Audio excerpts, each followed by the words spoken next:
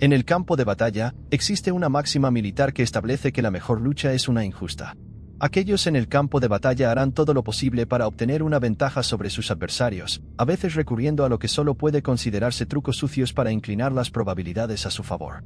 Estas son algunas de las tácticas más sucias y desleales jamás utilizadas en la guerra. El Proyecto Hijo Mayor, 1967 a 69, durante la Guerra de Vietnam es conocido por su lucha sucia, particularmente el uso de trampas por parte de las fuerzas del Viet Cong y del Ejército de Vietnam del Norte, NVA, contra las más pesadas fuerzas estadounidenses y aliadas. Hoyos Punji, cables de trampa y otras trampas fueron empleadas en gran número, convirtiéndose en una característica definitoria del conflicto. Resulta que los estadounidenses también estaban dispuestos a usar tácticas desleales para inclinar las probabilidades a su favor. Miembros de la Macabeo SOG operaban en Vietnam realizando operaciones encubiertas detrás de las líneas enemigas. Parte de su misión era sabotear municiones enemigas y depósitos de suministros, pero tuvieron un éxito limitado.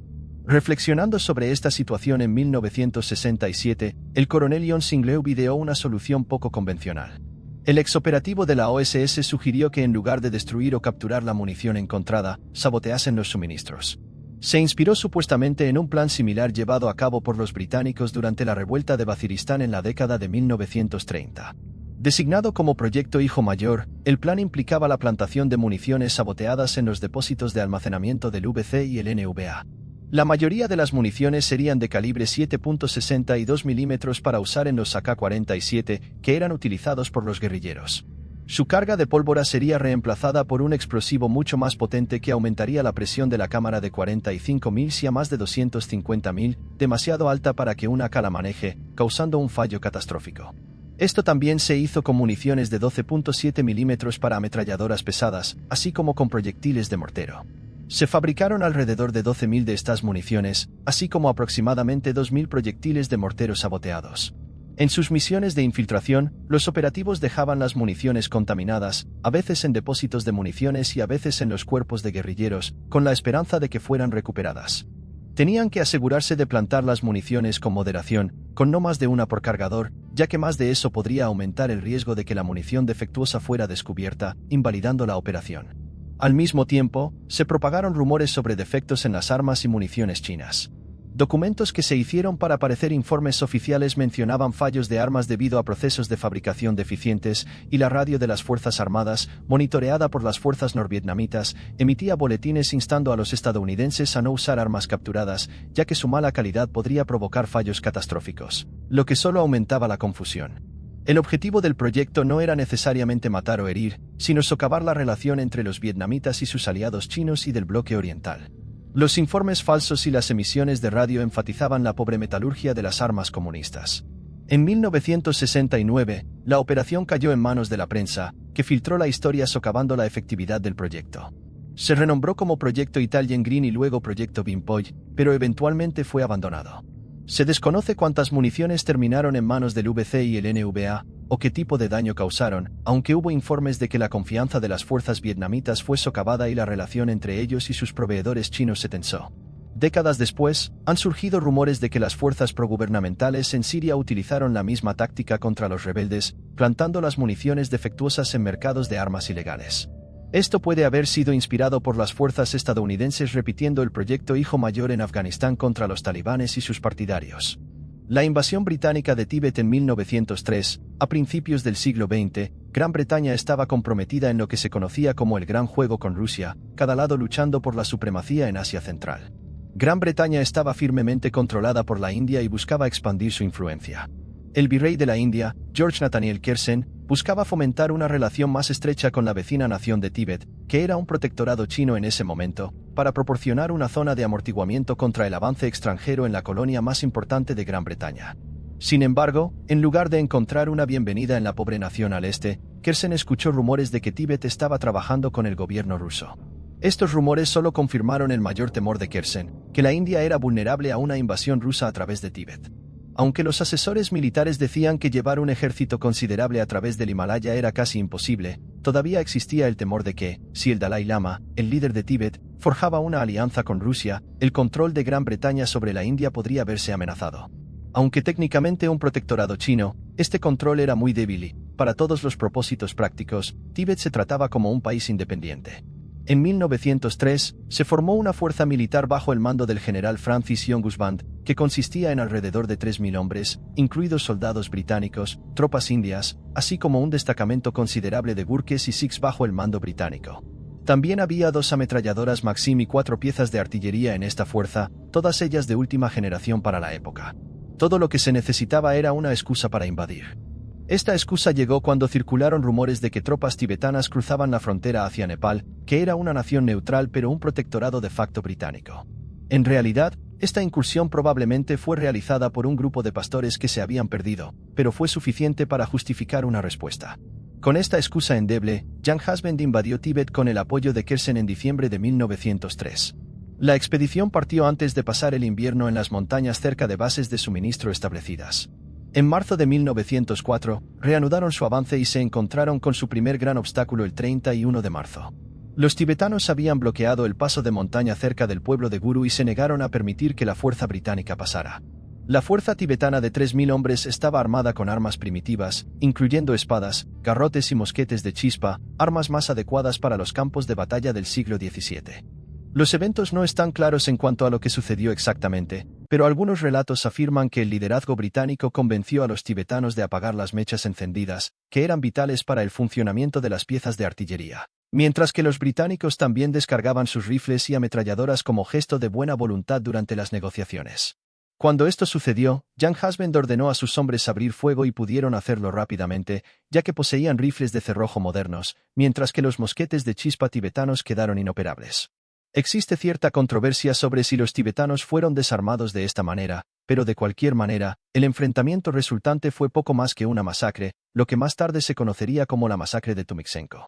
Alrededor de 700 tibetanos fueron asesinados mientras que la fuerza británica sufrió 12 heridos. Todo el incidente ocurrió en menos de 4 minutos. Gran parte del resto del conflicto transcurrió de la misma manera, con Young Husband y su fuerza superando fácilmente a los tibetanos claramente superados. En 6 meses, Tíbet fue obligado a firmar un humillante tratado, pagando una indemnización y cediendo una porción de tierra al control británico. Operación Dolor, 1944. Para diciembre de 1944, la Alemania nazi estaba debilitada, con los ejércitos soviéticos avanzando constantemente desde el este y los aliados occidentales logrando avances significativos después de los exitosos desembarcos en Normandía. En esta situación desesperada, Adolf Hitler y el alto mando alemán idearon planes para una contraofensiva a través del bosque de las Ardenas en Bélgica, con el objetivo final del vital puerto y centro logístico de Amberes. Para inclinar aún más las probabilidades a favor de la operación, Hitler recurrió al SS Obersturmbannführer Otto Skorzeny para liderar una operación detrás de las líneas aliadas occidentales.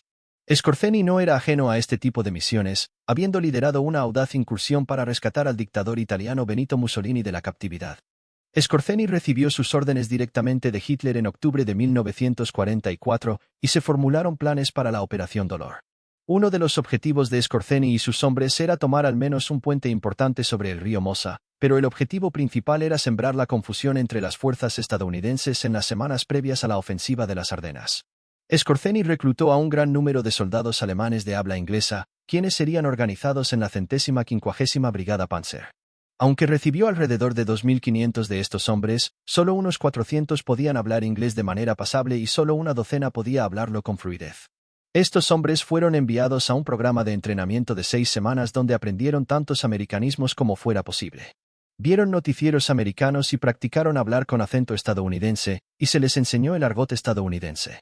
Toda la comunicación se realizaba en inglés. También aprendieron otros comportamientos, como cómo sostener un cuchillo y un tenedor a la manera estadounidense, cómo golpear los paquetes de cigarrillos como los soldados estadounidenses y otros matices del comportamiento estadounidense. Además, la fuerza fue equipada con uniformes tomados de prisioneros de guerra estadounidenses y conducían vehículos estadounidenses capturados.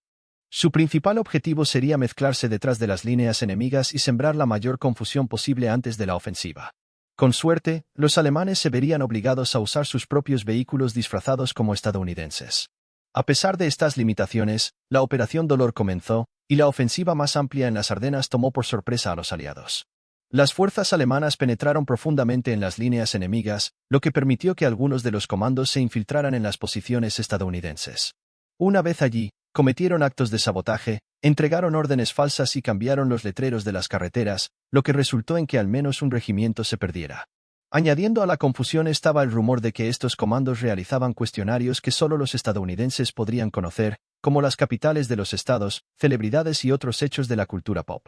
Un general estadounidense, Bruce Clark, fue detenido durante media hora. Las confusiones y las tácticas desleales, la Operación Dolor, al igual que el resto de la ofensiva de las Ardenas, fue un fracaso rotundo. La mayoría de los comandos de la 150ª Brigada Panzer fueron retirados y asignados a una unidad convencional. Para enero, las fuerzas alemanas fueron rechazadas y uno de sus objetivos principales, el Monte Nan, un pedazo de tierra seca en las tierras pantanosas, con un poco de premonitorio presagio, fue tomado. Los iraquíes, incapaces de utilizar sus vastas cantidades de tanques en el pantano, estaban al límite de sus fuerzas. Sus posiciones solo se mantenían debido a un extenso sistema de defensa en profundidad que mantenía a los iraníes en su lugar, así como al uso repetido de armas químicas. Esta no fue la única táctica a su disposición. En respuesta a los asaltos iraníes, los iraquíes dispararon artillería a los botes que se acercaban, obligando a los iraníes a saltar de sus embarcaciones al agua hasta el pecho. Una vez que atravesaron el pantano, se dio una orden y los generadores se encendieron, enviando electricidad a través del agua hacia los soldados iraníes. En cuestión de segundos, cientos fueron electrocutados y muertos instantáneamente por la alta tensión que atravesaba sus cuerpos. Al día siguiente, los cuerpos serían recogidos y apilados en montones. Incluso los comandantes en el mundo antiguo no son ajenos al uso de tácticas sucias para ganar. En el 525 a.C., después de una serie de empresas diplomáticas, el emperador persa Cambises II invadió la antigua tierra de Egipto, donde los dos ejércitos se enfrentaron por la supremacía. En este punto, Persia era un poder en ascenso, expandiéndose constantemente en territorio e influencia. En contraste, los días de gloria de Egipto estaban muy atrás, y poco podían hacer para resistir la invasión. Los historiadores dudan de la validez de la siguiente historia, pero fue representada en iconografía. En el 525 a.C., después de una serie de empresas diplomáticas, el emperador persa Cambises II invadió la antigua tierra de Egipto, donde los dos ejércitos se enfrentaron por la supremacía.